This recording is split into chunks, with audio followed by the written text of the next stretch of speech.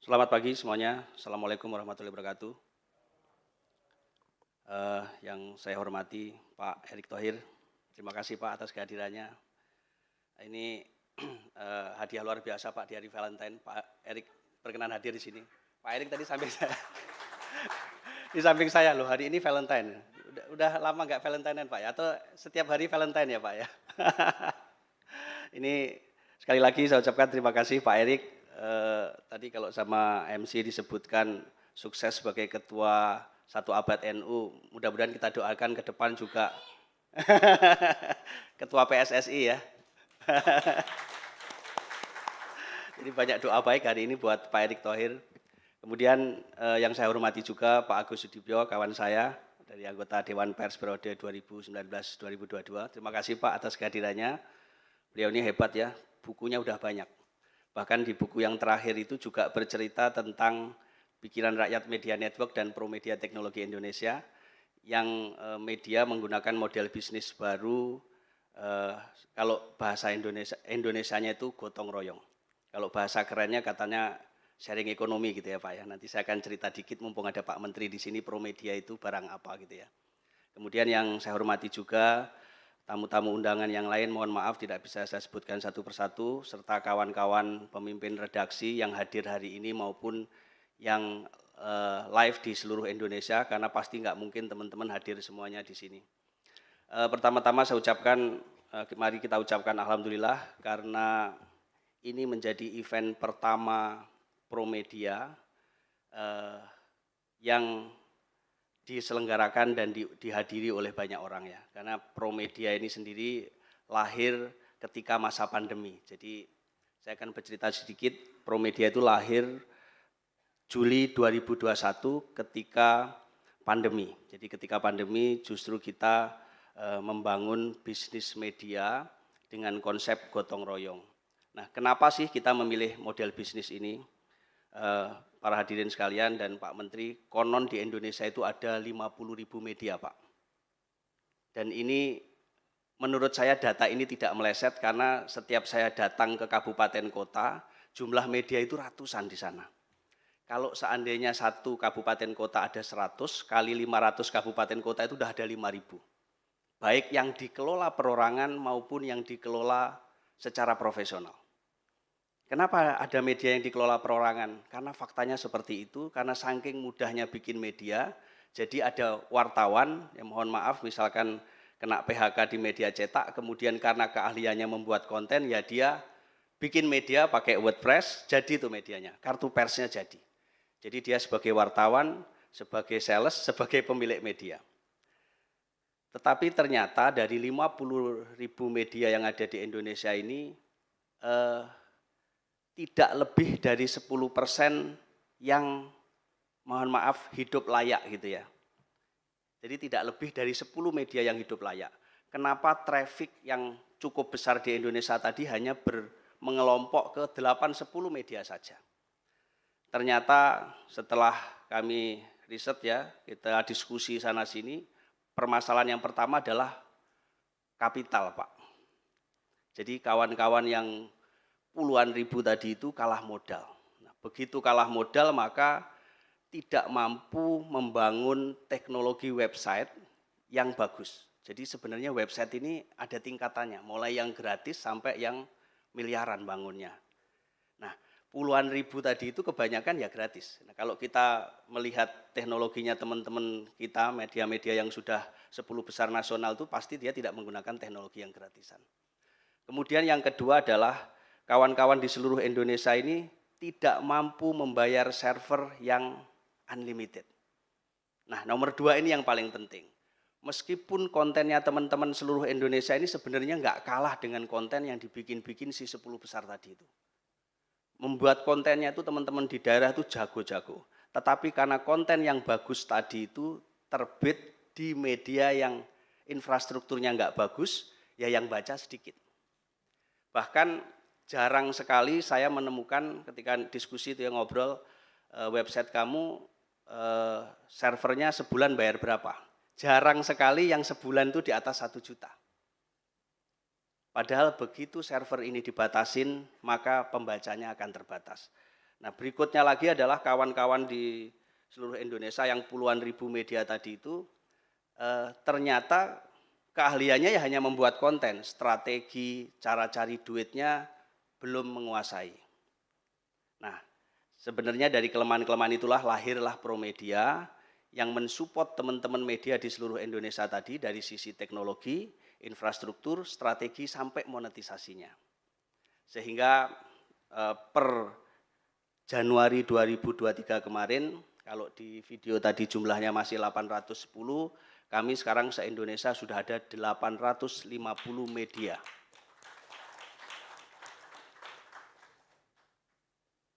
Dan jumlah ini terus bertambah karena saking banyaknya media di Indonesia, terus kemudian ingin berkolaborasi dengan kami. Jadi setiap bulan kami menambah media itu antara 50 sampai 60 per bulan. Jadi kami berharap nggak usah banyak-banyak, kita ambil 10%-nya aja berarti sudah ada 10 media nanti yang akan bermitra dengan Promedia dan kita perbaiki teknologinya. Dan alhamdulillah dari yang kami upayakan ini sudah membuahkan hasil, bahkan beberapa mitra kami rekornya adalah 1 bulan sudah mendapatkan penghasilan 945 juta. Nah, Pemretnya hari ini mungkin ada yang hadir juga, dan kemudian ada juga yang dapat 400 juta, 800 gitu ya. Contohnya hadir yang hari ini itu dari Hopes, itu bulan lalu dapat hampir 900 juta. Kemudian yang bulan sebelumnya ada dari Lombok Insider dan sebelumnya. Yang sebelum berkolaborasi nyaris tidak pernah mendapatkan uang lebih dari 100 juta per bulan. Nah ini Pak Menteri, salah satu model bisnis kami yaitu gotong royong. Ya, kami dari Promedia menyiapkan dari sisi teknologi, infrastruktur, pelatihan dan monetisasinya. Teman-teman karena keahliannya konten, fokuslah di konten. Kalau dari sisi program kami punya 2 Pak Menteri. Jadi yang pertama itu adalah program Mediapreneur, jadi mengajak teman-teman menjadi pengusaha media. Yang saat ini total jumlahnya udah sekitar 2.900 pemilik media. Karena satu media itu rata-rata dimiliki oleh minimal 3 orang.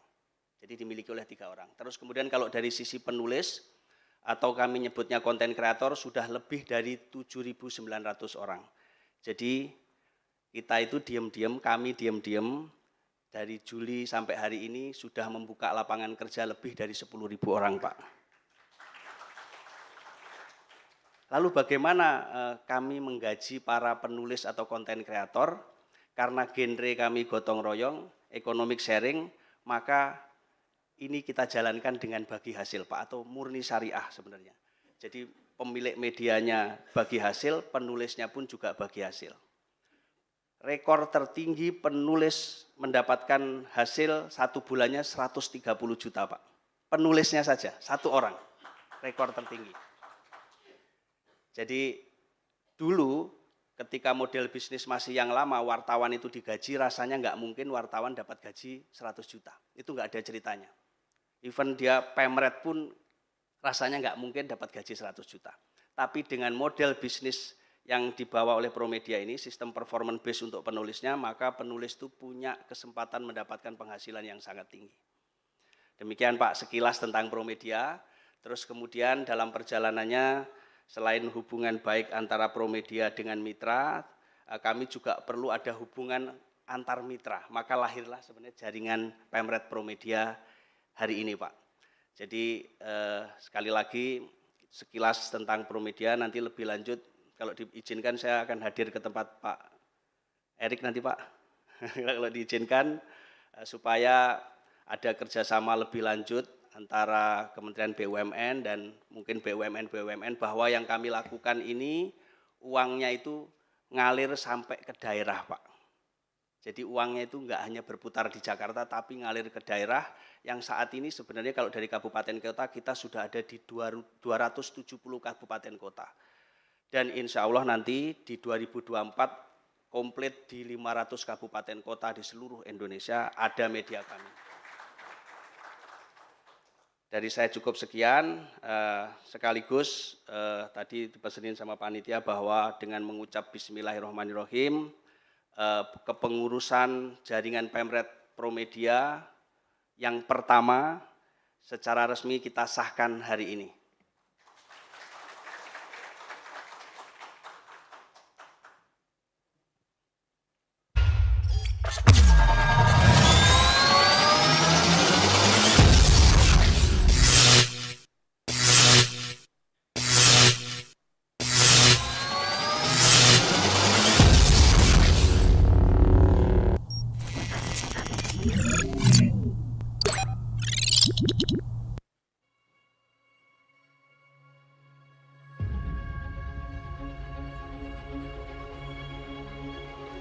Saya Hari Setiawan, Direktur Jatim Network Group yang membawahi media jatimnetwork.com. Nama saya Kasan Mulyono, biasa dipanggil Kasan. Perkenalkan, nama saya Ika Yosari, biasa dipanggil Ica. Saya adalah salah satu content creator di jatimnetwork.com. Saya Faruk Arfiansa, biasa dipanggil Faruk. Saya content creator dari Hops ID. Nama saya Muhammad Rifandi, biasa dipanggil Fandi. Saya adalah content creator dari Klik Pendidikan ID. Ini sebuah keniscayaan dalam sebuah kolaborasi. Hops ID berdiri pada 29 Februari 2020. Kami berdiri pada tanggal 26 Juli 2021. 3 hari sebelum Presiden mengumumkan kasus pertama COVID. Dan kami bergabung dengan ekosistem Promedia Teknologi Indonesia. Untuk bisa membuat perusahaan media yang benar-benar profesional. Karena kami menilai Promedia memberikan support teknologi yang kami butuhkan. Mengembangkan Hops yang jauh lebih besar tanpa investasi yang sangat berarti. Semuanya modal kolaborasi. Saat ini telah bergabung lebih dari 150 orang editor dan content creator yang tersebar di berbagai kota di Indonesia. 1 tahun saya bergabung di Hops ID, saya sudah menulis sebanyak 2.637 artikel per Desember 2002 kemarin. Paling banyak saya menulis tentang kehidupan selebritis, gaya hidup, dan juga yang lainnya. Sejak bergabung di sini, saya kurang lebih telah menulis sebanyak 2.500 artikel dengan beberapa konten yang diangkat seputar isu viral media sosial, isu trending nasional, hingga beberapa konten andalan dari jatimnetwork.com. Selama bergabung dengan Promedia, saya sudah menulis sebanyak kurang lebih 1.500 artikel dengan isu yang saya angkat, isu-isu viral, isu seputar PNS honorer, dan isu-isu trending lainnya yang menjadi andalan Klik Pendidikan ID. Kami sudah masuk dalam jajaran 25 media terbesar di Indonesia versi Similar Web. Sebuah anugerah bagi kami atas kolaborasi ini.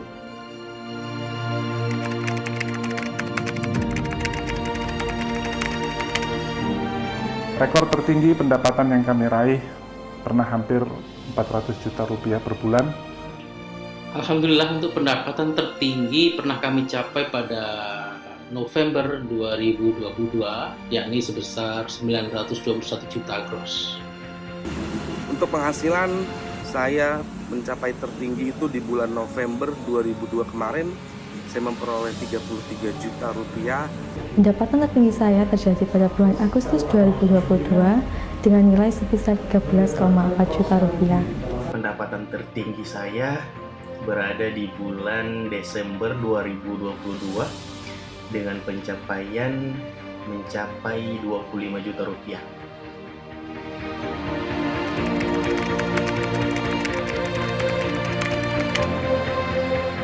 Harapannya ke depan kami ingin membangun lebih banyak lagi network insider-insider di Indonesia, terutama di pulau-pulau besar dan di kota-kota besar di Indonesia.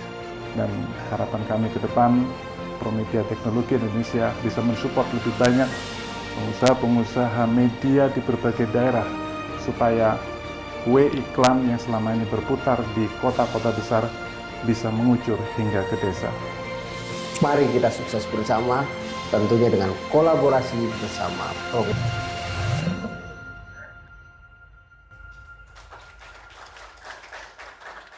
Luar biasa sekali. Padahal dulu waktu jadi wartawan ataupun bekerja di media belum tentu penghasilannya segitu, benar bukan Bapak-bapak? Baik, saya langsung saja mengundang narasumber kita pada hari ini karena ketika kita bicara mengenai pengembangan teknologi media yang perkembangannya tadi kalau kita dengarkan 1 bulan saja Pak Dirut sampaikan bisa sampai 60 media baru. Ini sangat pesat sekali dan tentunya kalau tidak didukung dengan infrastruktur yang baik termasuk juga dengan kapabilitas yang oke, tentu untuk Indonesia 2045 di masa bonus geografi kita ini tentunya akan berat. Nah, saya langsung saja mengundang karena di sini ada Menteri BUMN yang membawahi Telkom sebagai penyedia infrastruktur jaringan. Kita langsung mengundang beliau untuk bisa bergabung, berkenan Bapak Erick Thohir untuk bisa bergabung bersama kami. Dan kami juga mengundang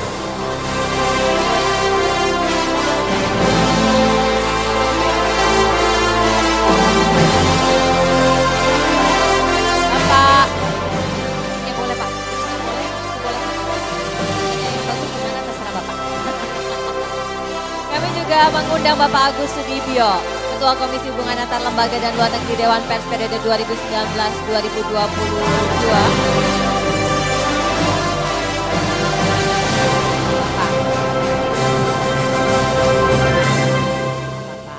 Ya udah saya di sini. Pak Erick maunya dekat ke saya, sama-sama biru.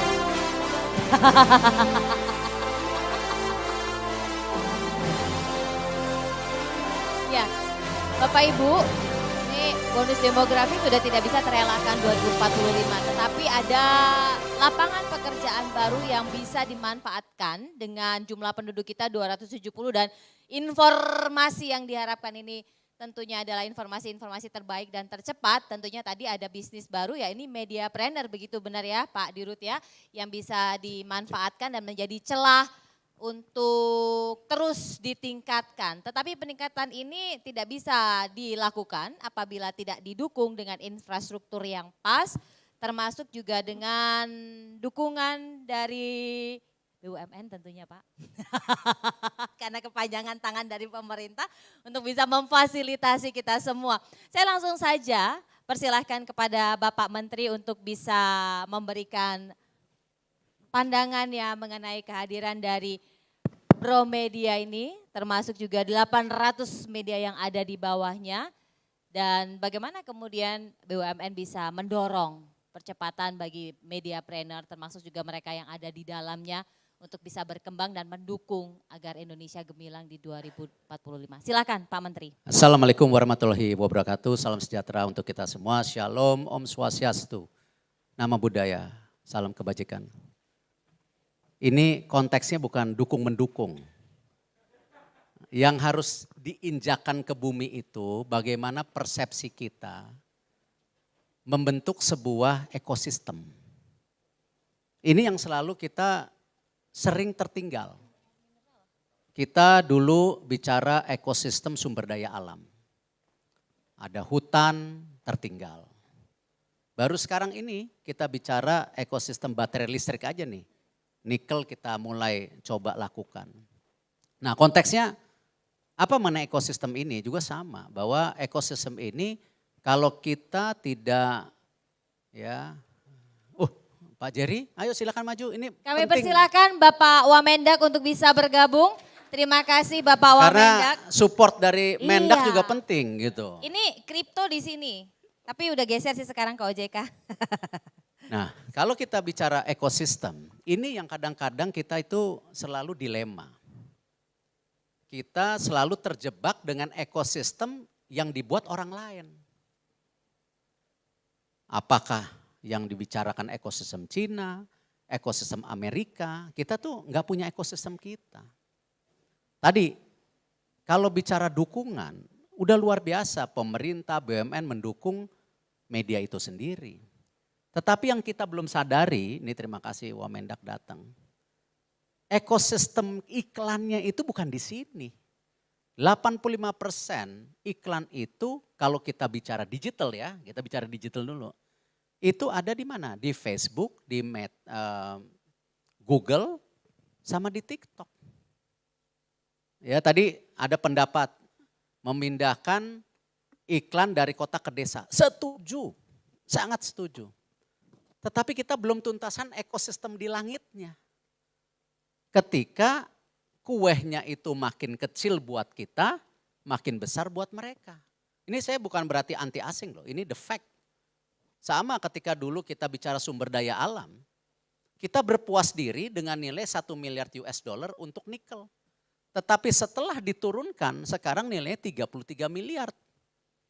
Ini baru jadi besi, belum jadi baterai listriknya, lebih mahal lagi. Nah karena itu sejak lama ya Pak Jerry tahu lah, 2 tahun yang lalu saya sama Pak Wisnu Tama mendorong yang namanya perubahan ekosistem ekonomi digital. Zaman Pak Lutfi, Pak Mendak yang sekarang juga bicara sama. Saya tetap dorong. Kenapa? Kalau ekonomi digital kita nggak di-shifting, ya akhirnya kita berat. Sama kemarin teman-teman televisi mengeluh sama saya mengenai digital televisi. Benar. Sama. Karena kenapa? Hanya konteks kita ngomong, wah ini aturan yang harus dijalankan. Tapi tanpa melihat, ini saya nggak menyalahin siapa-siapa ya. Kita ini kan ngomong introspeksi diri, setuju kan? Ya. Ini yang harus kita duduk bersama. Kalau BUMN ini pasti dukung. Ya kalau kita bicara KUR aja. Dari 328 triliun, 92% itu BUMN lewat Himbara. Kalau kita bicara yang namanya UMKM, 65,4 juta UMKM yang mengkontribusi 97% lapangan pekerjaan. Itu 65% perempuan. Kenapa kita juga punya program yang namanya PNM Mekar, 13,7 juta. Kalau kita bicara mengenai keberpihakan kita, sekarang didorong yang namanya e-katalog, ya kan? Sebelum itu kita bicara padi UMKM, udah jalan duluan BUMN, 22 triliun. Dan itu ada peraturan menterinya harus UMKM dengan transaksi di bawah 1,4 miliar, BUMN nggak boleh. Nah ini upaya-upaya, tapi kalau ekosistemnya tidak diambil untuk kita belum menyelesaikan masalah-masalah yang tadi didiskusikan gitu.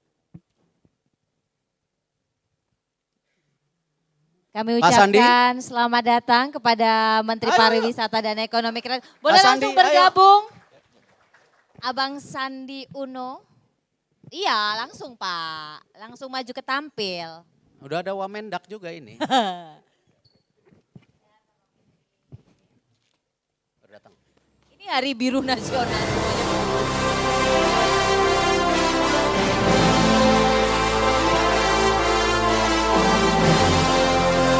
Nah tentu kalau kita bicara media, saya bukan orang lain di media. Ya, saya itu waktu itu gara-gara Muhammad Lutfi, waktu itu saya ingat Mas Sandi juga tahu nih. Tiba-tiba disuruh jadi Dirut Republika. Usianya 29 tahun waktu itu. Ya. Saya ngerasakan apa yang dirasakan, bagaimana migrasi dari koran ke online, online sekarang digital. Saya merasakan waktu itu bagaimana citizen journalism. Nah, inilah hari ini yang sekarang kita rasakan itu ketika apa? Digitalisasi terjadi. Ya, distribution of wealth terjadi. Distribution wealth. Jadi kenapa? Ini yang justru kalau saya rasa Pak Sandi, Pak Jerry setuju. Kita harus benahin ekosistem digital ekonominya dulu sebelum kita bicara piece per piece, bagian per bagian.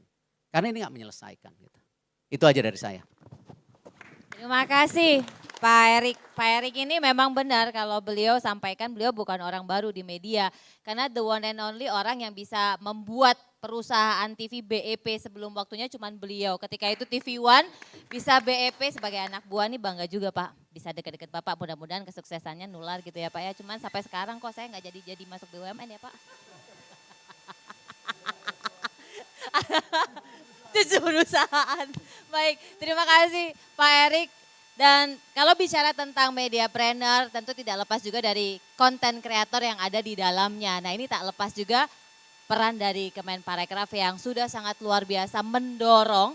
Bang Sandi ini kalau saya lihat di Instagramnya tiap hari keliling turun.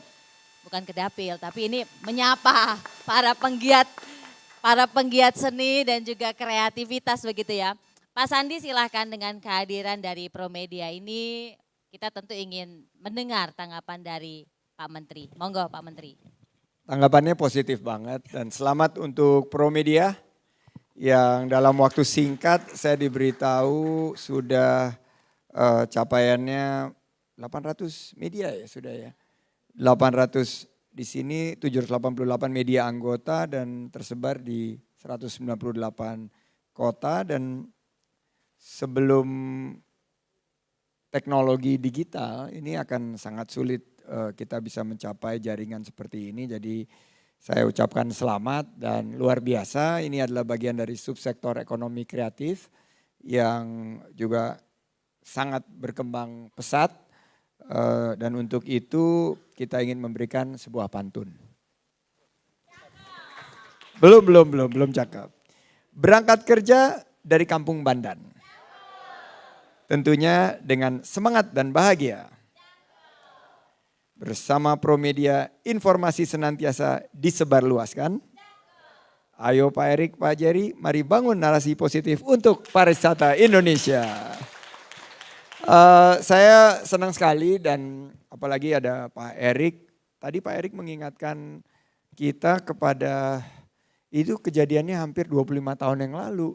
Jadi waktu itu dapat tugas ketua kita waktu itu Muhammad Lutfi, karena ketua umum HIPMI-nya waktu itu Muhammad Lutfi. Saya sama Pak Erik ini lagi lucu-lucunya jadi pengusaha nih. Satu pengusaha yang baru mengembangkan, dan Pak Erik waktu itu sudah banyak kiprahnya di dunia usaha, tapi diberi tugas kalau nggak salah sama almarhum Adi Sasono waktu itu ya Pak Erik. Disitulah saya pertama kali melihat proses daripada mulai dari injeksi kapital, akuisisi, restrukturisasi, dan revitalisasi daripada media. Pertama kali itu kita melihat, dan gak lama setelah itu ada sebuah TV juga yang sama Pak Erik juga bareng kita lihat dan melalui proses yang sama. Nah ternyata memang media ini menjadi garda terdepan dari pilar salah satu ya tentunya dari pentahelix kita. Kalau kita lihat kan ada pemerintah, Pak Erik, saya dan Pak Jerry sekarang ada di pemerintahan. Tapi ada dunia usaha, pilar yang besar, terus juga ada pendidikan, institusi pendidikan, universitas yang terus menyumbangkan talenta-talenta terbaik. Nah yang dua ini adalah komunitas sama media nih. Media menjadi boleh dibilang mulai dari sisi entertainmentnya sampai sistem pengawalan daripada pembangunan kita ini terus berjalan. Dan saya ingin terima kasih nih sama media bahwa tanpa bantuan media pariwisata kita tidak mungkin ada di titik ini, karena narasi positif yang dibangun pasca pengendalian COVID tahun lalu dari target 3,6 juta wisatawan mancanegara berhasil membukukan 5,5 juta kunjungan wisatawan mancanegara. Dan dengan terima kasih media, dengan dukungan dari teman-teman media. Nah tahun ini dikali 2 targetnya oleh Bapak Presiden.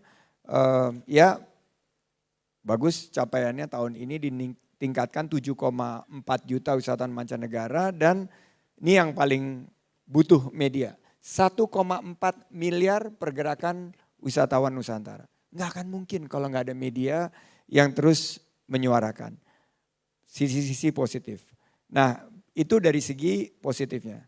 Bagaimana kita bisa berkolaborasi, misalnya saat Nataru kemarin.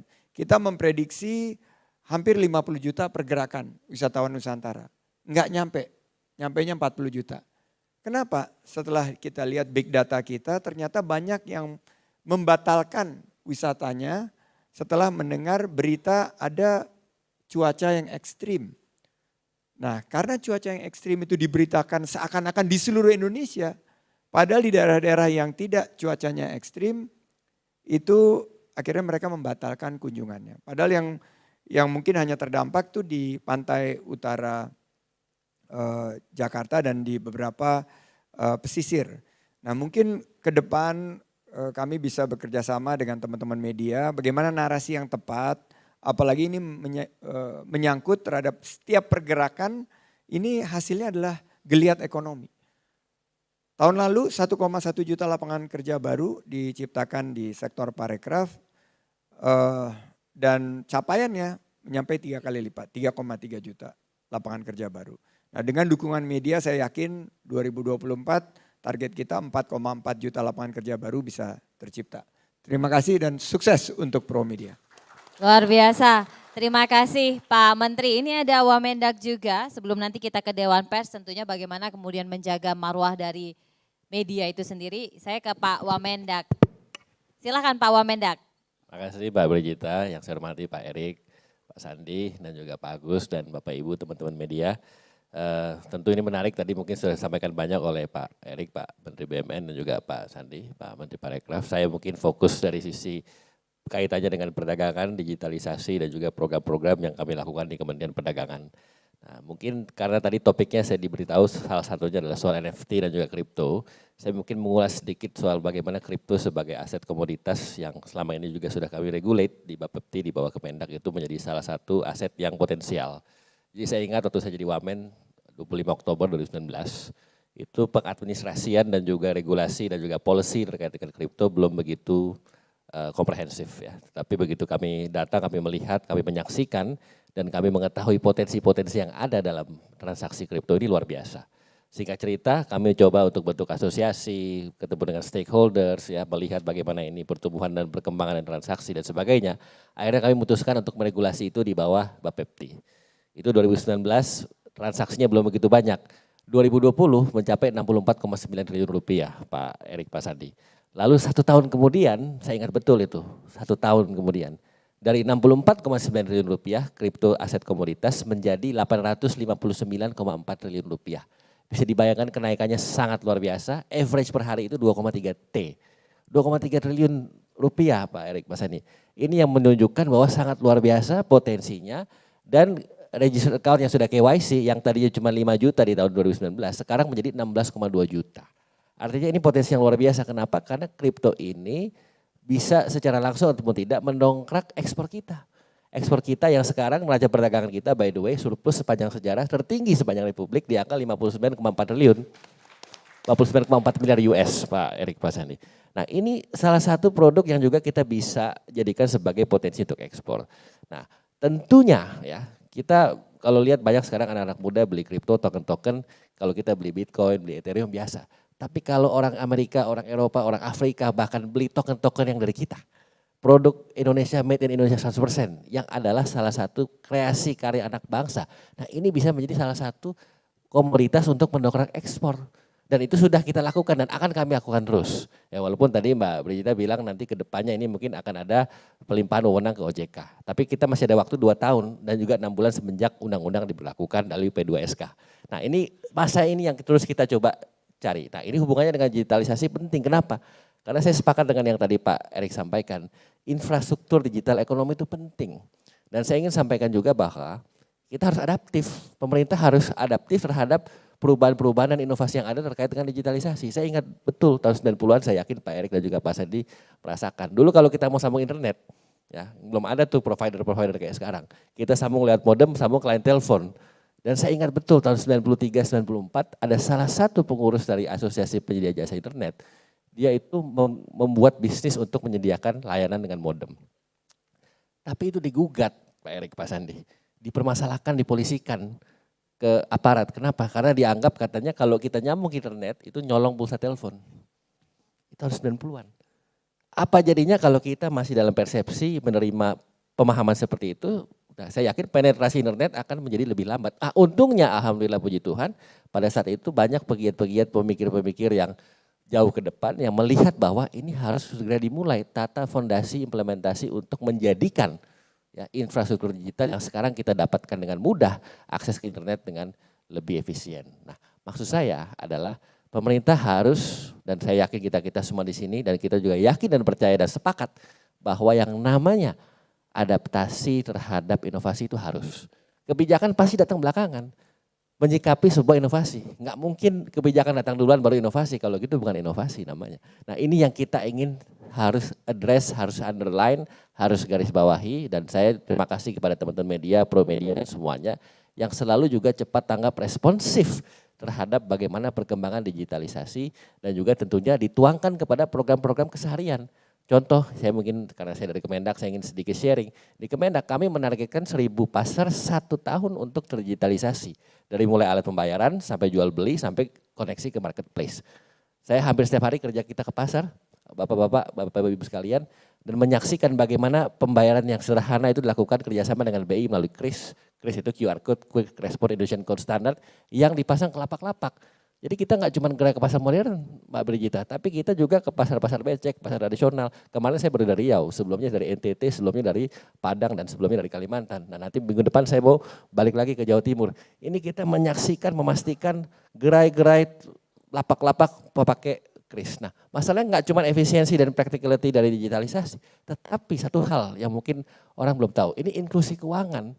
Jadi kalau para pedagang itu nanti kita pakai pembayaran digital di pasar-pasar, kalau dia mau minjem uang ke bank akan tanya mana coba lihat cash flow-nya. Nah dengan adanya pengadministrasian yang lebih rapi dan digital dan lebih tertib, bank akan lebih mudah untuk meminjamkan loan dan kredit. Nah ini juga kemudahan buat para pedagang. Di samping practicality dan efisiensi yang kita berikan kepada para pedagang. Nah itu contoh kecil bagaimana kami Kemendak peduli, responsif dan adaptif terhadap apa yang namanya digitalisasi. Ya, tentu masih banyak ke depannya yang bisa kami berikan program-program yang tentunya memberikan trickle down effect yang baik kepada masyarakat. Yang paling penting intinya adalah masyarakat harus ada delivered seperti ada Bapak Presiden.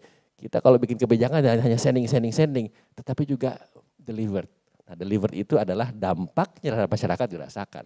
Dan ini saya yakin teman-teman media pasti mendukung dan pasti juga akan sepakat, yakin dan percaya bahwa digitalisasi, media, kebijakan dan adaptasi itu adalah satu bagian yang integratif. Mungkin itu, makasih. Terima kasih Pak Wamen. Tapi memang Kemendak ini setelah ganti menterinya di periode sekarang lebih terbuka sih dengan wartawan. Lebih enak ngundangnya dan lebih gampang untuk ditanya dan dimintai statement. Saya langsung ke Pak Agus silahkan. Ini tentunya dengan banyak media dan semakin mudah.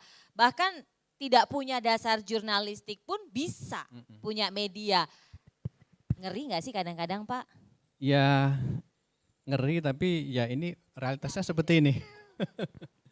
Saya ingin menyambung apa yang dikatakan oleh Pak Erik tadi tentang ekosistem. Saya membaca satu analisis di New York Times kira-kira sebulan yang lalu. Jadi analisis itu melihat, ini menarik karena ini kita itu kan sedang pada fase the supremacy of algorithm gitu ya. Dan dampaknya kemana-mana. Artikel itu melihat begini, ketika seorang peneliti, saya lupa namanya, dia coba search isu Palestina di Google search gitu, yang dia temukan adalah ketika ada kekerasan di Palestina, itu lebih banyak berita atau informasi yang mengatakan Israel punya hak membela diri, yang dilakukan oleh orang Palestina itu adalah suatu tindakan melawan hukum. Artinya algoritma itu kalau kita tidak hati-hati akan mendorong kita pada satu wacana informasi yang pertama tidak sesuai dengan fakta, yang kedua merugikan. Padahal kita semua tahu apa yang terjadi di Palestina adalah itu adalah suatu penjajahan sebenarnya gitu. Tetapi wacana penjajahan tidak muncul kalau kita masuk dalam Google News atau semacamnya. Nah, saya coba-coba Pak Erik, Mas Sandi, coba search tentang Papua gitu. Saya agak khawatir gitu, karena wacana yang muncul adalah yang unfavorable terhadap Indonesia terkait dengan Papua. Itu. Jadi ini serius sekali, seperti yang katakan Pak Erik tadi, kita tidak anti platform, kita tidak anti transformasi digital, tapi kita harus sikapi ini dengan satu perspektif, dengan satu curiosity, dengan suatu jarak gitu. Nah saya ingat juga Mas Andi pada tahun 2014 menjelang HPN waktu itu Pak Sasongko beliau juga orang PWI, kita didatangi oleh beberapa pengusaha perhotelan dari Bali Pak Erik. Itu konteksnya begini, mereka mengeluh terhadap pemberitaan media tentang Gunung Agung meletus Pak Erik. Jadi Gunung Agung meletus, tapi 4 bulan kemudian sudah reda ini sebenarnya. Tetapi tetap saja turis-turis dari Eropa, dari Korea, Cina tidak berani ke Bali. Kenapa? Ketika dia buka Google, dia search, yang muncul adalah berita gambar serem-serem tentang Bali 4 bulan sebelumnya. Gitu. Ketika Gunung Agung meletus gitu. Jadi kita masuk dalam ekosistem global di mana informasi, disinformasi itu bisa merugikan kita. Nah, poin saya adalah kebebasan pers hari ini, kebebasan media hari ini itu tidak bisa dilepaskan dari isu nationality. Gitu. Kalau tidak, gitu, ketika ada bencana alam di negara lain karena medianya punya nationality, mereka tidak memblow up secara besar-besaran. Turis tetap datang ke Thailand ketika Thailand ada bencana banjir, ketika ada demonstrasi, karena medianya punya sense of nationality itu. Kita sebagai pers yang bebas, semuanya kita beritakan, kemudian dampaknya adalah teman-teman pelaku pariwisata di Bali tahun 2004 itu ngeluh kepada PWI waktu itu, kok teman-teman tidak care ya terhadap nasib Bali gitu. Karena setelah 4 bulan Gunung Agung mereda, tetap saja turis asing tidak berani masuk gitu. Nah, poin saya adalah PR Media Group ini mohon dengan sangat good content, good journalism itu harus menjadi matra utama gitu. Bukan hanya karena kita dimandatkan oleh undang-undang pers untuk menjalankan good journalism, juga good content, tapi juga karena sebagai suatu negara, sebagai suatu kesatuan nasional, kita harus melakukan itu dalam peta persaingan global yang seperti sekarang ini gitu. Jadi itu poin saya, mohon dengan sangat Mas Agus, good journalism, good content-nya yang ada sense of nationality-nya itu juga harus muncul terkait dengan isu pariwisata, terkait dengan isu mungkin minyak sawit dan lain-lain. Itu kita harus kritis kepada pemerintah ya, tetapi kita juga harus apa ini kepentingan nasional kita terkait dengan Papua, pariwisata, tentang lingkungan dan lain-lain. Itu. Yang kedua, saya mendukung tadi ada 700 sekian media ya, Mas Agus ya, 800 lebih bergabung dengan satu grup ini. Ini penting karena banyak analisis mengatakan untuk bisa sustain dan stabil di era disrupsi ini, kuncinya adalah konsolidasi. Gitu. Jadi kalau tidak konsolidasi, maka yang terjadi adalah pertarungan David melawan Goliath gitu.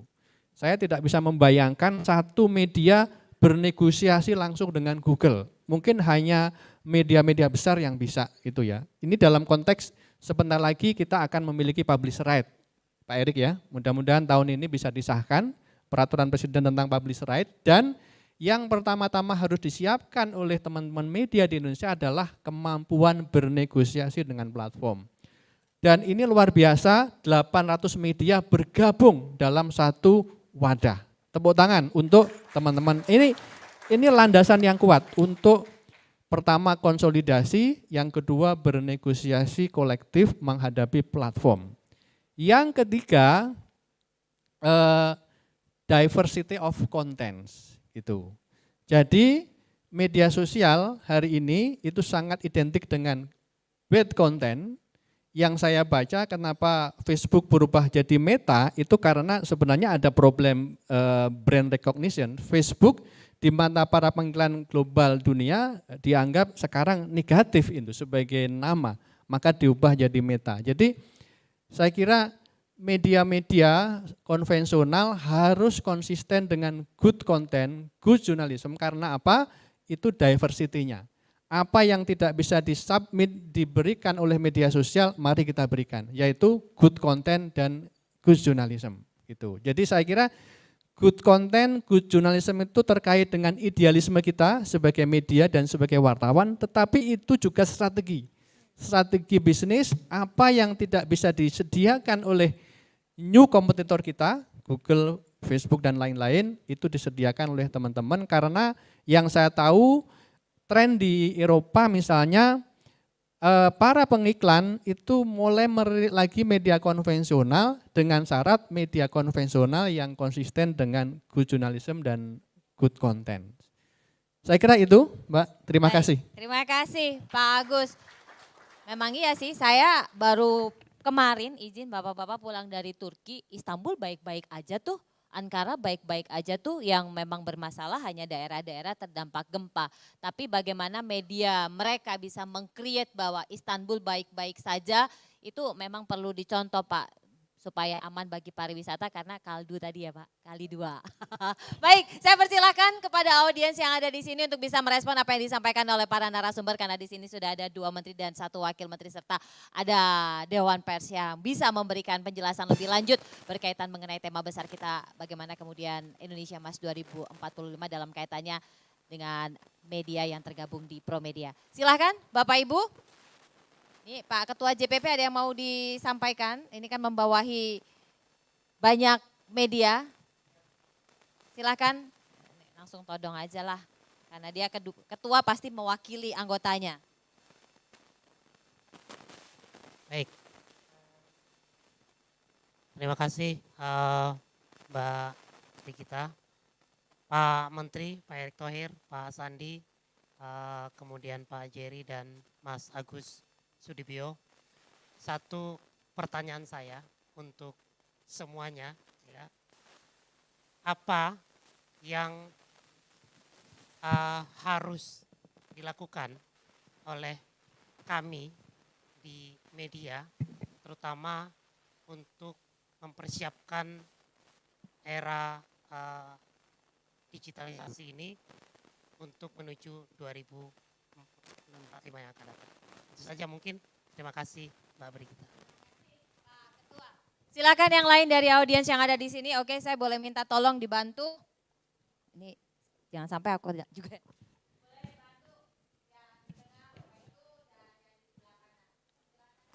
Di depan ada Pak Sasongko, Dewan Kehormatan PWI. Boleh Pak, yang belakang dulu Mbak. Ayo sayang, cantik, jangan nunggu besok sayang. Iya, mungkin cantik ya. kok pakai kumis ini.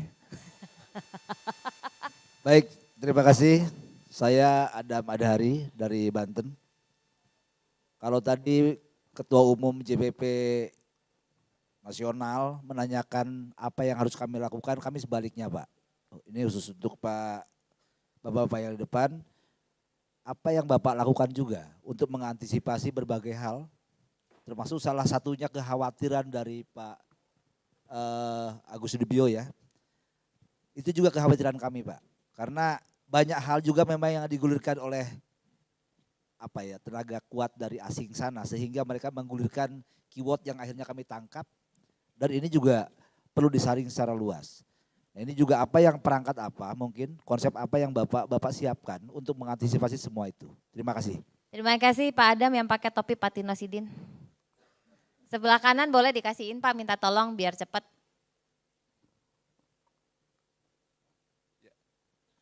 Udah nyala Pak? Udah. Agak dekat tapi memang harus agak dekat Pak. Terima kasih Pak Erick Thohir dengan Pak Jerry, Pak Sandiaga Uno, dan dari Dewan Pers. Kemarin Pak Jokowi. Pak siapa Pak? Oh, saya dengan Ari dari Jakarta Daily, media berbahasa Inggris. Kemarin Pak Jokowi bilang media kita itu tidak sedang baik-baik saja. Dan kalau menurut kami ya, kami ini sebagai publisher ya Pak, kami itu dihimpit oleh mesin pencari satu, terus kedua oleh platform di sosial media. Ketiga, kami juga dihimpit oleh influencer. Jadi mungkin kalau buat kami para publisher itu mencari ibaratnya iklan direct itu kuenya sudah dimakan oleh berbagai pihak gitu Pak. Nah, apa saran dari Bapak-Bapak di sini sih? Terima kasih Pak. Pak Ari yang sudah mewakili saya karena gaji sering telat.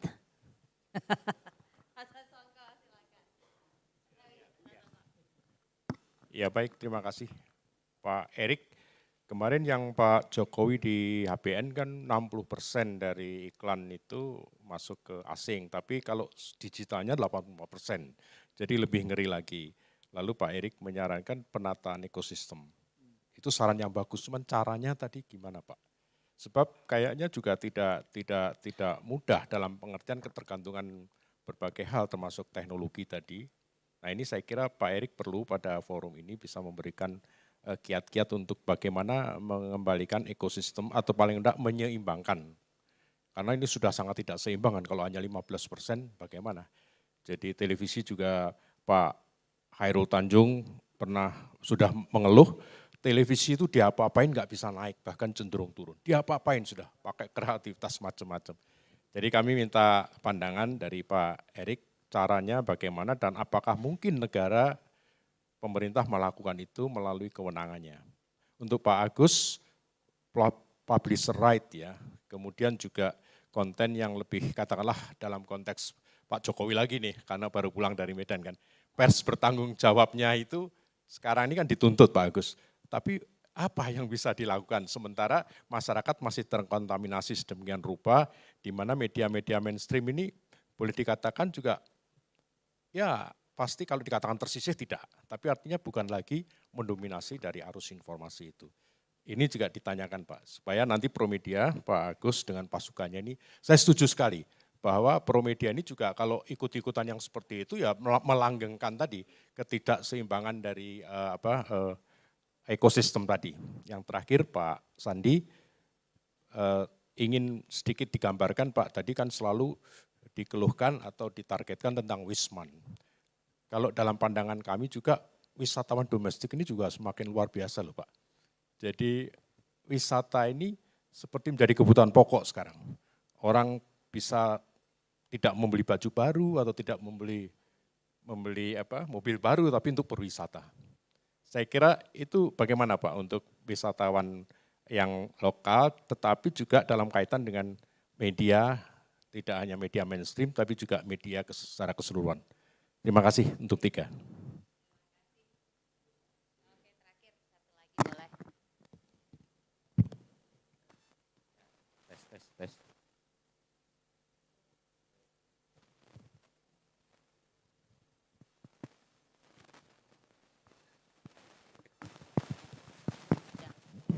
Tes. Ya, selamat siang teman-teman semua, Pak Erik, Pak Sandi, Pak Jerry, dan Pak Agus. Saya Robert Pak dari Ayo Bandung. Tadi memang menyambung penanya-penanya sebelumnya yang sebenarnya intinya kan menanggapi Presiden Jokowi yang bilang bahwa kondisi pers itu sedang tidak baik-baik saja gitu. Pak Erik juga sebenarnya kan pemain media udah agak lama nih, pasti akan lebih tahu gitu. Nah, saya membayangkan kalau temanya ini adalah Indonesia Emas di 2045, kira-kira nih dari bapak-bapak view-nya akan seperti apa? Karena kan kalau berkomunitas kami sudah membentuk ekosistem dan lain-lain. Bisa nggak misalnya industri pers ini bertransformasi atau merajut hubungan lain lah ya dengan industri-industri lain. Misalnya gini, saya membayangkan ketika industri kripto ini sedang tumbuh gitu ya. Game sudah masuk, barang-barang aircraft lainnya juga sudah masuk. Bisa nggak ini jadi tantangan buat kita semua nih sebenarnya. Media dikawinkan dengan industri kripto yang katanya masa depannya masih akan panjang. Apalagi kan sekarang industri blockchain-nya terus berkembang gitu ya. Mungkin itu aja, terima kasih. Selamat siang, Assalamualaikum warahmatullahi wabarakatuh. Supaya nggak lupa, Pak Wamendak langsung dijawab dulu deh.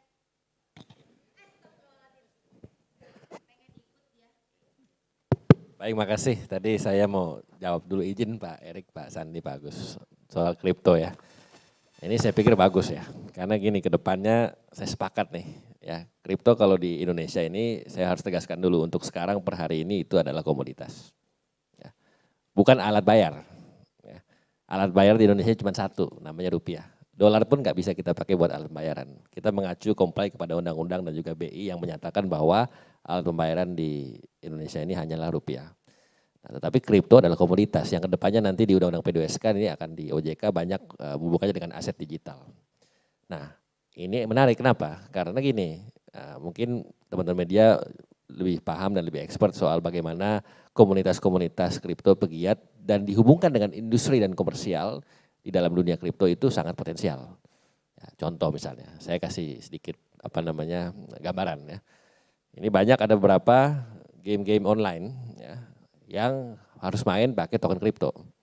yang bisa dihubungkan dengan iklan misalnya. Jadi saya juga bisa address tadi ada yang nanyakan soal bagaimana direct iklan atau mendapatkan sponsor atau apapun yang sifatnya sumber.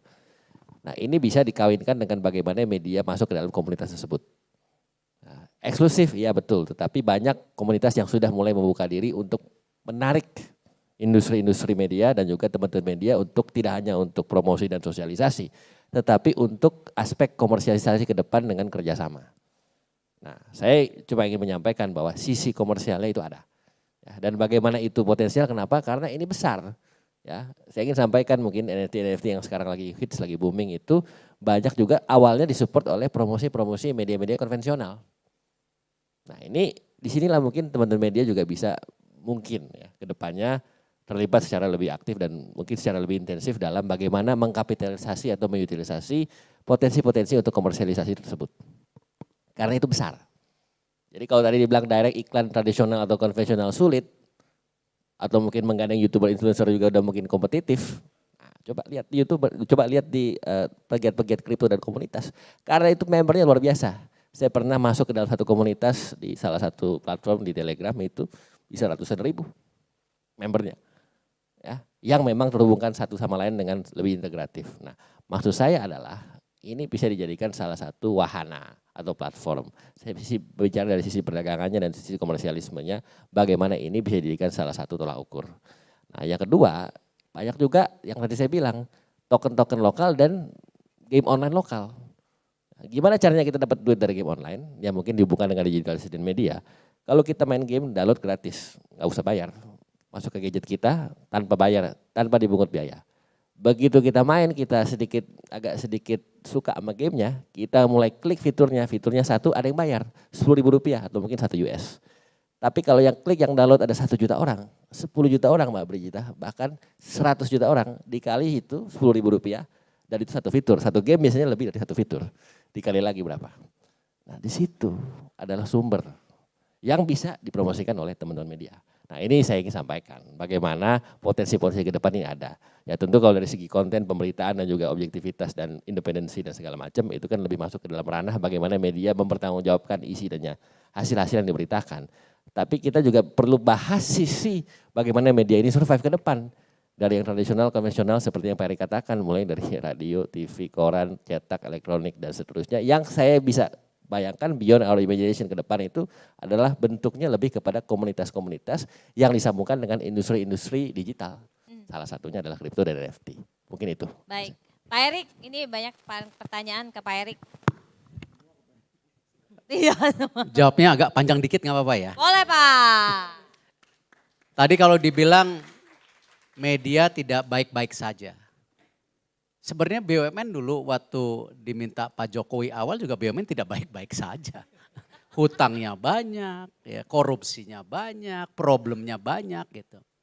Tapi saya menyadari kesuksesan BUMN itu bagaimana justru kita tadi yang disampaikan Mas Agus. Sebagai supporting system pemerintah, supporting system juga banyak kementerian, untuk kita juga membangun yang namanya tadi yang saya bilang ekosistem. Contoh saat COVID, kalau saya dengan Menteri Kesehatannya berseteru, nggak datang itu yang namanya vaksin. Duluan gitu. Sama yang kita sedang bicara kemarin penugasan terbaru. Bisa nggak kita jadi off taker pangan? Bisa, saya bilang tapi bunganya mesti 1%. Kalau Bulog, RNI pinjam bunga konvensional 13%, berat. Gitu. Saya sejak awal berkolaborasi dengan Pak Sandi. Ya, karena apa? Karena ya memang kita tahu pariwisata ini sumber yang luar biasa. Cuman konteksnya waktu itu ya saya bilang, oke, saya konsisten di kesehatan dulu Pak Sandi. Makanya kita bangun yang namanya kawasan ekonomi khusus kesehatan di Bali. Kenapa? 2 juta orang Indonesia menghabiskan lebih dari 90 triliun berobat ke luar negeri. Nah inilah ekosistem yang kenapa saya sejak awal kolaborasi kita sebagai pembantu presiden itu sangat penting. Nah lalu sekarang konteksnya bagaimana dengan private sector, UMKM dan tentu rekan-rekan media sama. Harus ada policy yang jelas. Harus ada policy yang jelas. Sejak itu makanya kemarin ketika habis ya Pak Joko bilang publisher right, saya bilang it's not enough. Saya ketemu beberapa pempret langsung di hotel saya. 2 tahun yang lalu kita sudah dorong yang namanya apa? Digital economy. Perbaikan digital economy. Kalau Cina bisa, India bisa. Sekarang Amerika mau review TikTok, Eropa mau against Google, kenapa kita nggak bisa? Sampai kapan kita sebagai bangsa besar market kita digerogoti oleh bangsa asing terus? Yang akhirnya apa? Pertumbuhan ekonomi, pembukaan lapangan pekerjaan di sana. Kita punya ekosistem yang kuat gitu. Nah ini yang saya kenapa dorong lagi. Digital ekonomi itu saya rasa sudah ada yang diajak meeting sama Pak Teten kan. Ya angle-nya apa? Tadi bagaimana ini kita mesti punya ekosistem dan payung. Dan harus dijalankan sesegera mungkin. Kalau media tidak baik-baik saja. Terus kita bicara e-sport baik-baik saja. Tidak. 9 billion, 9 miliar US dollar keluar negeri. Tidak ada game lokal. Tidak baik-baik saja. Secara industri sepertinya tumbuh. Tapi secara transaksi tidak. Tidak. Nah karena itu saya juga bicara ke Telkomsel. Kalian jangan berantem sendiri. Mana yang tugasnya B2B membangun infrastruktur, mana yang tugasnya bangun digital platform. Singtel pun saya dari awal saya bilang saya mau beli balik kalian. Kalau kalian nggak ikut ekosistem kita. Ini bukannya saya nggak suka asing, tapi sudah terlalu lama ekosistem kita itu ngikut orang. Ini yang kita mau. Makanya sekarang Telkom lebih apa? Fokus kepada fiber optik, ya, 5G, cloud, data center. Si Telkomselnya lebih bersinergi dengan salah satunya yang Pak Sandi punya industri kreatif. Apakah kita dorong yang namanya digital game versi Indonesia? Kita launching yang pembiayaan startup. Ya kita membiayain startup itu udah 330 startup 8,7 triliun. Kemarin kita launching lagi Merah Putih Fund. Kenapa? Pak Sandi juga paham. Ya. Kenapa? Ketika ini growth, si startupnya growth menjadi yang mau yang ke atas lah, yang menjadi istilahnya unicorn, asing semua yang ambil. Kenapa kita nggak hadir? Nah jadi sama, saya sangat mendorong kebijakan tadi yang disampaikan semua benar, oh ini semua benar, kita bukan berdebat ya. Ayo dorong tadi ekosistem digital ekonomi dengan payung hukum yang jelas, yang berpihak kepada Indonesia. Disitulah saya bilang ada media, ada game, ada tanggung jawab kita, saya Pak Sandi semua mengenai UMKM yang terdesak dengan digitalisasi. Ya kan? Siapa yang bilang yang namanya e-commerce itu barangnya banyak barang kita? Belum tentu, coba lihat. Nah ini maksud saya kita jangan bicara sepotong-sepotong. Karena kalau bicara sepotong-sepotong, akhirnya tadi satu dan yang lainnya kita tidak duduk bersama untuk menyelesaikan masalah kita. Kita siap. Ya, kita dukung sebagai supporting system, BUMN sebagai supporting team. Ya, jangan bilang BUMN mau ngambil-ngambil ya market yang seperti dulu-dulu.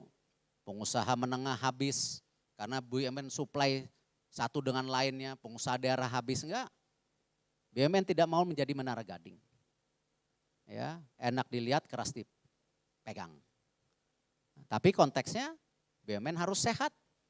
Karena kalau sehat BUMN bisa kontribusi lebih kepada negara dan juga bisa intervensi ekonomi yang tidak stabil. Nah ini yang saya mau tawarkan sama-sama, mumpung ada semua, ayo duduk. Dan saya yakin kalau ekosistem ini dibenahin, baru tadi cucuran kuenya jatuh ke titik-titik yang agak merata gitu. Bukan jatuhnya ke atas sana terus. Ya, jadi kita nggak usah perdebatkan kota, desa. Sama-sama susah hari ini. Mau yang punya TV juga susah. Yang punya koran susah. Kemarin saya udah, ya kan, digital, Republika, sudah pamit, ya, ribut semua. Diteleponin Pak Wapres, diteleponin tokoh-tokoh Islam. Kenapa Pak Erik? Aduh saya bilang, bukannya kenapa, eranya berubah Pak, saya bilang. Ya kan? Nah jadi ini sesuatu yang realitas yang harus kita dorong. Mumpung kita punya presiden yang mau. Beliau mau mendorong ini semua menjadi sebuah keluar biasaan. Nah saya supporting system. Ya saya tidak pernah ingin mengaku-ngaku kerjaan orang jadi kerjaan saya, enggak. Saya supporting system. Karena kesuksesan saya ketika saya mensupport banyak kementerian. Kesuksesan saya ketika saya mensupport banyak tentu UMKM ataupun pihak-pihak itu. Itu kesuksesan saya. Ya, ini yang harus saya jaga. Dan ternyata dengan teori mensupport, nah itu. Dengan teori membangun ekosistem, toh enggak tambah miskin. Taunya ya labanya naik terus. Dari 13, 124, sekarang 300. Jadi menolong orang itu bukan tambah miskin ya. Sedekah itu menghasilkan sesuatu luar. Nah jadi saya berharap ya ini pertemuan jangan habis di sini. Ayo urun rembuk, duduk bagaimana kita kita nih menteri semua. Pak Sandi pasti siap. Pak Wamen siap, saya siap, Pak Teten siap, Menkominfo pasti siap. Harus siap. Karena kenapa? Nasionalisnya di mana? Di luar atau di sini? Itu. Dan ini realita, fakta dan data, bukan karena siapa dan kenapa, ya, bukan gara-gara tadi yang Brigita bilang oh ini 2024 nggak ada Brit, ya. Ini masalah hari ini, masa depan lah, ya hari ini perlu makan, ya perlu ekonomi yang benar, udah itu aja. Jadi insya Allah kita siap dan jangan takut, ya iklan BUMN nggak berkurang kok, duitnya makin bagus soalnya, ya. Ya kalau kere nggak bisa keluar ya. Ya kemarin ini udah pusing Pak Sandi, saya mesti lapor juga tuh. Banyak industri musik pada minta sponsor, saya pusing juga soalnya. Karena nanti dibilang, oh yang musik jalanan nggak ditolong, yang konser besar ini pusing juga gitu. Ya, nah tapi intinya kembali sama, ya saya supporting system, ya dan saya punya tanggung jawab untuk menjaga supporting system ini, tapi saya memastikan saya terdepan untuk membangun ekosistem itu. Karena kenapa? Kalau tidak ada BUMN sebagai footprint bank nggak mungkin. Ya, kita mau bicara apapun ada BUMN. Nah, cuman BUMN yang baik.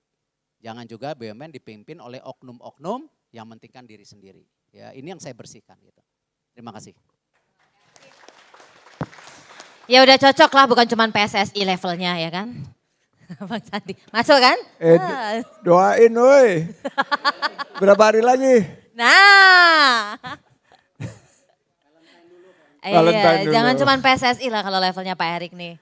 Bang Sandi. Saya, oke.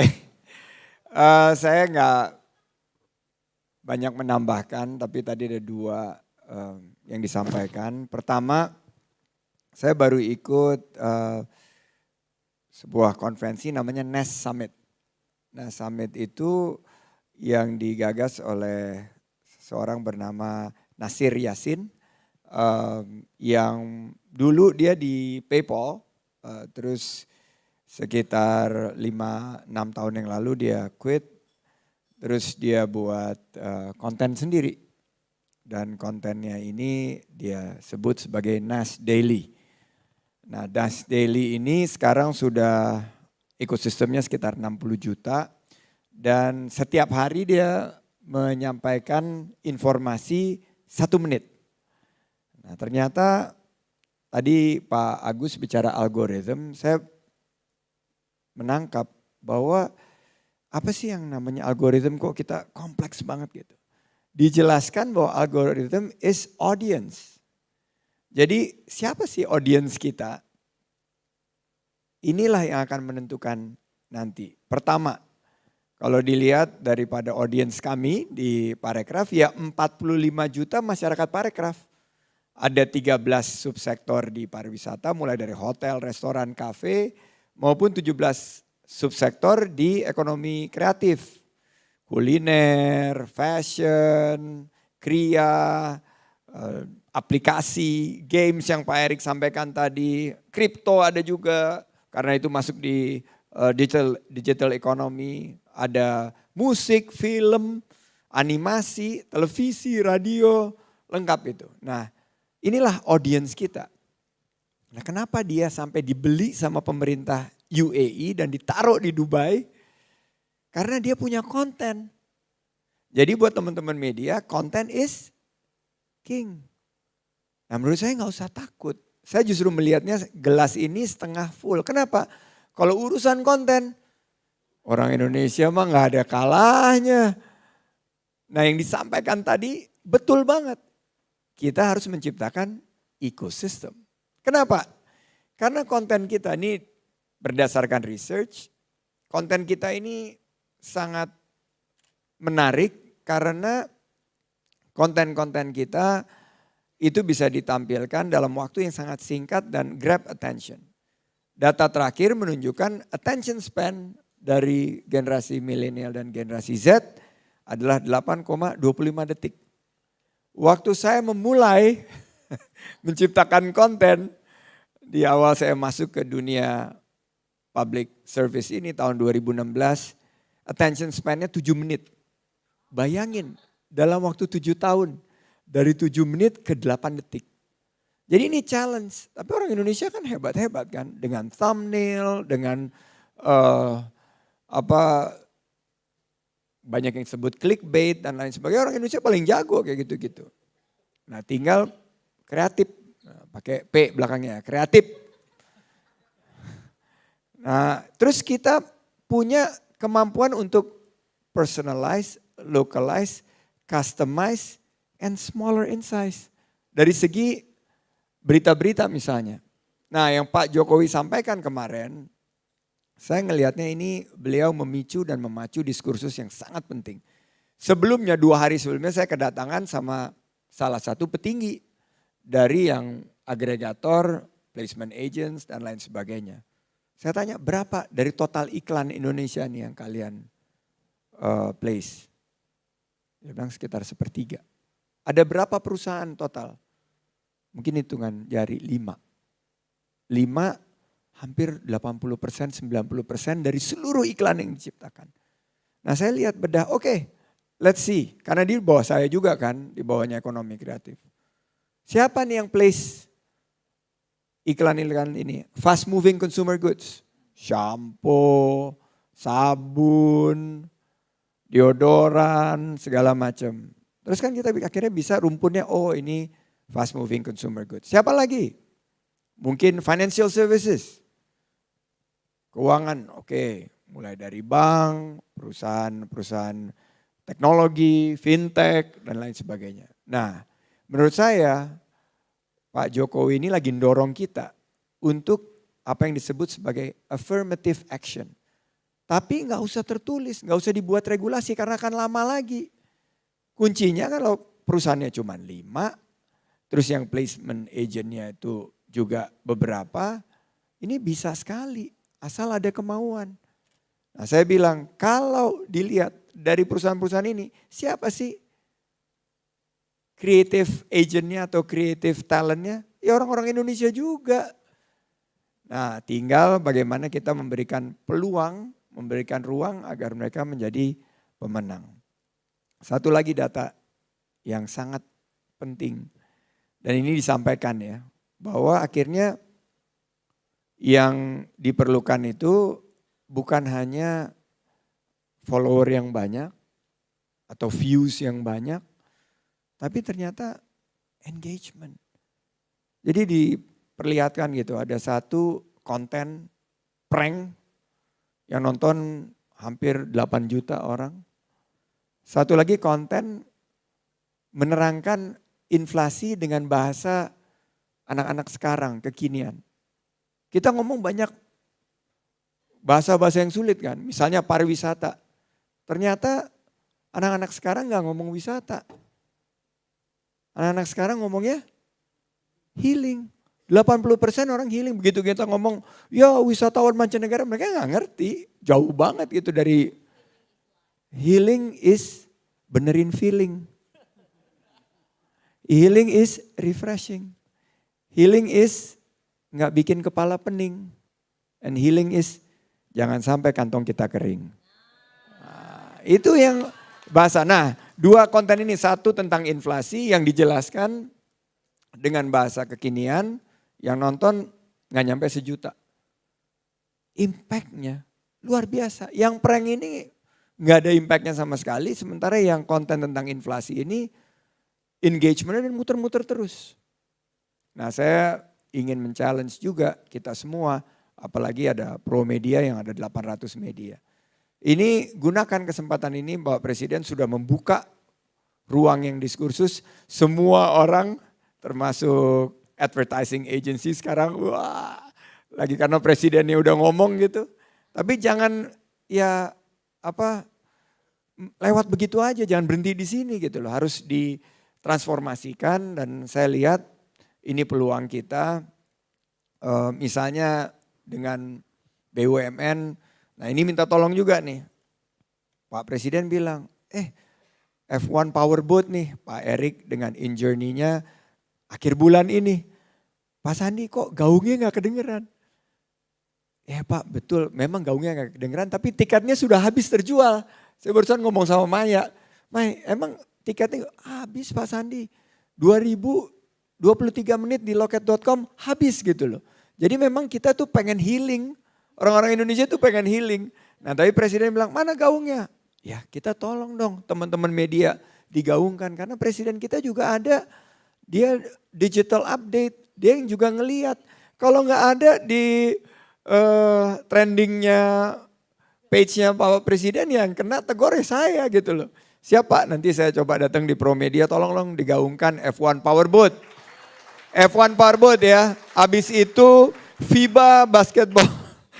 FIBA dulu atau FIFA dulu bro? FIFA dulu, FIFA Under 20. Ini Mei sampai Juni, gaungnya tolong nih media. FIFA Under 20 World Cup. Kita pengen bikin kayak Qatar gitu. Dan gaungnya ini everlasting gitu loh. Dan berikutnya FIBA Basketball World Cup. Nah ini mudah-mudahan gaungnya ada karena kita kelasnya udah kelas dunia gitu. Dan kalau kita nggak gunakan kesempatan ini, nah yang pasang-pasang iklan nanti, ya dealnya harus sama creative agent lokal. Dealingnya sama siapa? Sama media lokal. Kontennya kita pegang kok, eventnya juga kita pegang. Kenapa kita harus kasih kepada yang nggak berpihak kepada kita, kepada UMKM? Siap semua? Semangat? Terima kasih. Terima kasih Pak Sandi, silahkan Pak Agus. Ya, tadi disebut-sebut keadaan media kita sedang tidak baik-baik saja. Sebenarnya yang tidak sedang baik-baik saja itu bukan hanya media, tapi platform global juga tidak sedang baik-baik saja. Kalau kita baca layoff di platform itu kan luar biasa itu ya. Sampai sekarang Mas Andi, Pak Erik, gerakan Stop Hate for Profit itu menjadi gerakan yang semakin meluas. Karena platform media sosial tidak bisa menjamin iklan yang baik akan nempel di konten yang baik dan bertemu dengan audiens yang baik. Tiba-tiba iklan Toyota di YouTube itu nempel dengan konten-konten atau komentar yang anti Yahudi. Tiba-tiba iklan Johnson & Johnson di YouTube itu nempel dengan video ISIS, penggal kepala. Gitu. Jadi digital ad misplacement itu menjadi fenomena yang luar biasa dan platform global tidak bisa mengendalikan mesin yang mereka ciptakan sendiri. Gitu. Dan apalagi kalau kita bicara tentang yang disebut sebagai chatbot war, gitu ya. Microsoft punya chatbot yang luar biasa, Google merasa panas dan mereka mau mengintrodusir versi mereka, dan jadi sebenarnya kompetisi di antara platform global itu luar biasa dan mereka saling mendisrupsi di antara mereka sendiri, gitu. Jadi sebenarnya saya melihat masih ada opportunity sebenarnya untuk media konvensional karena di dalam diri mereka sendiri juga ada dinamika. Maka saya percaya bahwa disrupsi media itu tidak akan mencapai disrupsi total seperti total football, tetapi akan muncul yang disebut sebagai new equilibrium. Suatu keseimbangan baru di mana new media dengan old media itu akan hidup berdampingan. Kalau kita lihat Uni Eropa hari ini, kita sudah jarang mendengar ada koran yang mati gitu ya. Karena koran yang mati itu kisah mereka 6 tahun yang lalu. Dan mereka sudah landai sekarang. Sudah landai, jadi mereka mencapai new equilibrium. Juara satunya memang platform, tetapi media konvensional yang konsisten dengan lokality dan proximity itu hidup kembali gitu. Jadi new equilibrium inilah yang kita bayangkan, tetapi dengan syarat beberapa hal. Yang pertama harus ada tadi Mas Andi bilang ada affirmative action dalam kutip negara terhadap ekosistem nasional. Dalam konteks itu dikenal istilah domestifikasi platform global, yaitu upaya negara-negara nasional untuk mengatur platform. Variabel macam-macam, ada yang disebut sebagai social media law, kita belum punya. GDPR, alhamdulillah kita sudah punya. Ada Digital Market Act, kita belum punya. Digital Services Act, kita belum punya. Publisher Right, mungkin sebentar lagi. Ada lagi yang disebut sebagai Divert Tax Profit Regulation. Jadi undang-undang yang mengatur pajak digital. Kita belum punya, tapi dalam level Menteri Keuangan kayaknya sudah ada. Jadi regulasi-regulasi ini yang harus kita akselerasi, tetapi harus hati-hati karena jangan sampai kemudian sisi positif dari transformasi digital itu justru kita reduksi. Yang kita mau atur kan residunya, sisi negatifnya, tetapi sisi positif dari digitalisasi harus kita lindungi. Dan yang harus kita antisipasi adalah sejauh yang saya baca, di negara manapun yang mencoba mengotak-ngatik model bisnis Google, Facebook, mereka akan melawan. Mas Andi, mereka akan boykot macam-macam. Nah ini yang harus dimitigasi. Jangan sampai boykot mereka menimbulkan kerugian. Gitu. Nah Google, Facebook, Amazon itu adalah disebut sebagai frenemy gitu ya. Friend and enemy in the same times. Mereka banyak membantu kita, industri media, UMKM dan lain-lain, tapi mereka juga enemy. Karena mereka menciptakan capital outflow yang luar biasa, mereka memonopoli surplus ekonomi digital. Nah ini yang kita harus hati-hati. Yang terakhir, untuk teman-teman media, kita mengharap afirmasi negara untuk media, tetapi di dalam diri teman-teman media sendiri juga harus hati-hati. Saya kira kita perlu membangun yang disebut sebagai kemandirian relatif terhadap platform. Bekerja sama dengan platform tidak bisa dihindari, tapi jangan sepenuhnya tergantung pada mereka. Maka direct traffic dengan indirect traffic itu harus seimbang. Kalau direct trafficnya itu kecil, indirect trafficnya tinggi, berarti sangat tergantung pada platform. Tiba-tiba platform mengubah algoritmanya, dalam satu malam trafficnya akan runtuh. Direct sale dan indirect sale itu harus seimbang. Jangan sampai direct sale-nya kosong atau sebaliknya, indirect sale-nya kosong, nanti itu ya berarti media tidak bisa membangun hubungannya dengan pengiklan secara langsung. Saya kira kemandirian relatif ini yang perlu kita upayakan, dan sekali lagi saya kira teman-teman semua yang bergabung dalam PR Media itu punya modal yang kuat, yaitu sudah mengkonsolidasi dalam suatu grup yang besar sekali dan saya kira kuat sekali ketika berhadapan dengan platform maupun dengan pemerintah. Terima kasih. Sekalian closing statement satu kalimat saja. Dimulai dari Pak Agus, silahkan. Closing statement satu kalimat saja mengenai kita, Leaders Vision Indonesia Mas 2045. Mari kita membangun kemandirian relatif industri media menghadapi platform global sehingga kita akan menjadi media yang berkualitas, pers yang bermartabat, dan juga pers yang memiliki sense of nationality. Terima kasih. Pak Wamen, silakan Pak Wamen yang sudah mulai pusing kepala. Tenang Pak, kemarin sudah terupload akan disalurkan yang 500 ton minyak kita Pak. Siap, mungkin singkat aja ya. Kalau tadi Pak Agus panjang, saya singkat aja. Mari kita adaptasi dengan kebijakan digital. Terima kasih Pak Wamen. Bang Sandi silakan. Indonesia Emas dicapai dengan kerja keras. Terima kasih. Pak Erik silakan. Kita harus baik-baik saja. Baik, Terima kasih Pak Erik. Jadi ini sudah bukan lagi keniscayaan, ini barang sudah ada di depan mata bagaimana kita mengelolanya. Komitmen dari pemerintah sudah sangat luar biasa, tinggal bagaimana kita mengupayakan yang terbaik karena tidak akan bisa tercapai baik-baik saja kalau tidak ada kerja keras dan tidak didukung oleh ekonomi digital dan tentunya dengan quality pers yang bermartabat tadi yang disampaikan oleh Pak Agus. Terima kasih Bapak-Bapak Menteri, Bapak Wakil Menteri dan juga Pak Agus. Saya mengundang Direktur Utama PT Promedia Bapak Agus Sulistiono untuk berkenan memberikan cindera mata. Iya.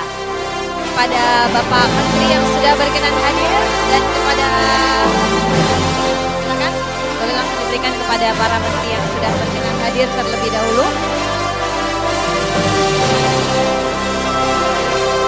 Boleh Pak Erik berkenan untuk menerima terlebih dahulu Bapak Erick Thohir, Menteri BUMN Republik Indonesia, menerima cindera mata.